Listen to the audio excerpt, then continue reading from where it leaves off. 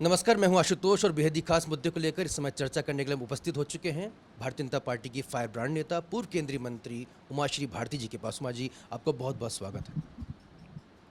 उमा जी, एक मुद्दा इस समय देश भर में सुर्खियों में है, सोशल मीडिया में भी ये बहुत चर्चा में है।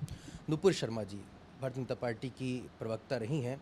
उन्होंने पैगंबर मोहम्मद साहब को लेकर टिप्पणी की, लेकिन उसको लेकर भारतीय जनता पार्टी ने कुछ दिन बाद उनको हटाने की कार्रवाई कर दी है। सोशल मीडिया में काफ़ी एक वर्ग है जो उनका समर्थन में भी उतरा हुआ है, और जो उनके खिलाफ फतवे जारी हो रहे हैं देश के बाहर से भी, उसको लेकर भी काफ़ी मजम्मत हो रही है। आपका इस पर क्या विचार है?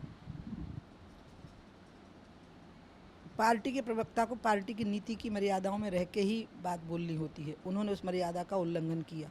हमारी पार्टी की नीति नहीं है कि हम किसी धर्म का अपमान करें, और उसके कारण पार्टी ने उनको पर्याप्त सज़ा दी, उनको निकाल भी दिया, उनने खेद भी व्यक्त किया।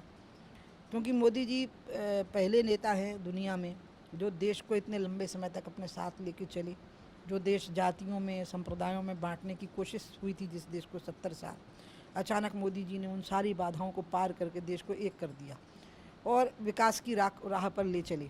उस राह में अड़चन आती है इन बातों से, तो इसलिए वो तो पार्टी की तरफ से तो उचित कार्रवाई उसमें हो गई। उसके बाद जो मुझे बात बुरी लग रही है, जैसे उसकी फ़ोटो को मैंने जूतों से रौंदते हुए देखा लोगों को, ये नहीं करना, ये किसी को भी नहीं करना, किसी भी व्यक्ति को शोभा नहीं देता, स्त्री हो पुरुष हो, वो ना करे, कोई भी धर्म का हो, कोई भी जाति का हो, उनको ये नहीं करना। ये भारतीय नहीं बल्कि विश्व की मानव सभ्यता के विरुद्ध है ये बर्ताव। मुझे एक सोशल मीडिया पे एक वर्ग का ये भी कहना है कि उन्होंने जो बात रखी है वो तथ्यात्मक रखी है, और जो प्रतिक्रिया आ रही है कि उनको जान से मारने की धमकी मिल रही है।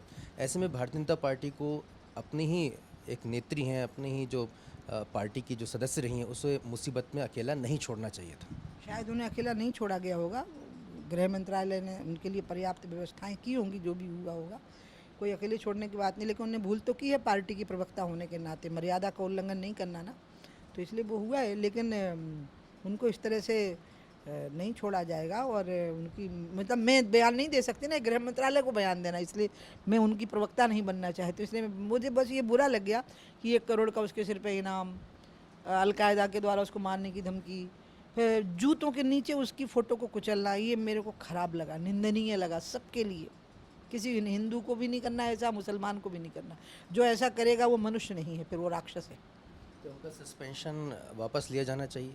मैं तो इस सब पे कुछ नहीं बोलती हूँ। पार्टी की अपनी कार्य प्रणाली है, वो उस पर चलते हैं और हम सब उस कार्य प्रणाली का समर्थन करते हैं। आपके इस बयान को नुपुर जी जब सुने तो क्या वो ये समझें कि उमा जी जो है उनके समर्थन में है? नहीं, इसमें समर्थन और विरोध की बात नहीं है।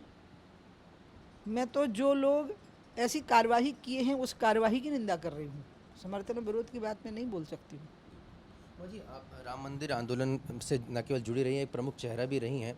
मौजूदा दौर में ज्ञानवापी का मुद्दा भी बिल्कुल तेज़ी में चल रहा है। क्या अंतर पाती हैं? क्या कुछ होना चाहिए?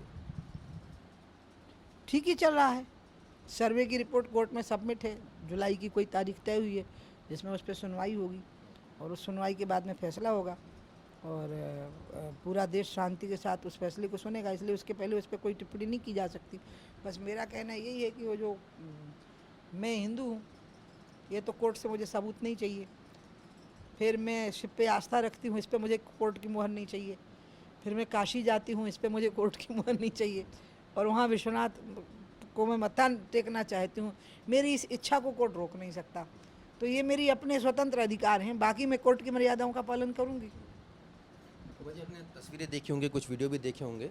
जानकारी आई है कि जो जिसे हिंदू पक्ष शिवलिंग बता रहा है, उधर मुस्लिम पक्ष के द्वारा वज़ू किया जाता रहा है। ये जानकारी जब आपको लगी तो उस समय किस तरह की आपकी फीलिंग रही? नहीं, मैं बिल्कुल नहीं बोल सकती इस पर, क्योंकि सबूत ढूंढे गए और इकट्ठे करके रख दिए गए हैं सर्वे के। तो अब उस पर टिप्पणी करना उचित नहीं, वो कोर्ट की प्रॉपर्टी हो गई।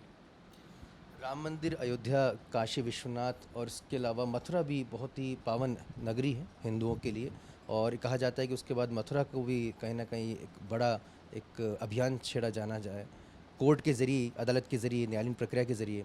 कितना ज़रूरी आप मानती हैं और कितना जल्दी होना चाहिए? जब 1991 में मैंने विधेयक पेश किया था, सरकार ने विधेयक पेश किया था, तो मैं उसकी प्रथम वक्ता थी पार्लियामेंट में। मतलब पार्टी की तरफ से मैंने ही उस पर बहस की शुरुआत की थी। मुझे आडवाणी जी ने कहा था कि उमा करेगी इस पर बहस। तो मैंने उसमें यही प्रस्ताव रखा था कि आप मथुरा और काशी को इससे बाहर कर दीजिए। आपने अयोध्या तो बाहर कर ही दी है, आप मथुरा और काशी को कर दीजिए, शेष धर्म स्थानों को इसके अंदर रहने दीजिए। 1947 की स्थिति वाले आग्रह को रहने दीजिए आप। नहीं तो मैंने कहा था ये कभी ना कभी ये मुद्दे सिर उठाएंगे, क्योंकि यहाँ जो स्थान बने हैं वो सामान्य मस्जिदें हैं, जबकि हिंदुओं के वो परम आस्था के स्थान हैं, विश्वनाथ भी और श्री कृष्ण जन्मभूमि भी। तो उस समय मैंने ये बात कही थी कि ये कभी ना कभी सिर उठाएगा ये मामला, और अभी कर देंगे तो बहुत अच्छा हो जाएगा। तो अब उस पर फिर हमारी बात नहीं मानी गई, तो आडवाणी जी ने फैसला लिया कि देखिए, उस समय भी मैं बताऊंगी, पार्टी नीति तय करती है पार्लियामेंट में, अलग से बैठती है और फिर तय करती है कि जो वक्ता है वो क्या बोलेगा। बोलने का तरीका हमारा होता है, लेकिन बोलने की नीति पार्टी तय करती है। यही है जो नूपुर भूल कर गई है। तो इसलिए सबने ये तय किया कि बायकाट करना है, तो हमने बायकाट किया। फिर सोशल मीडिया के इस दौर में काफ़ी जानकारी निकल कर आ रही हैं।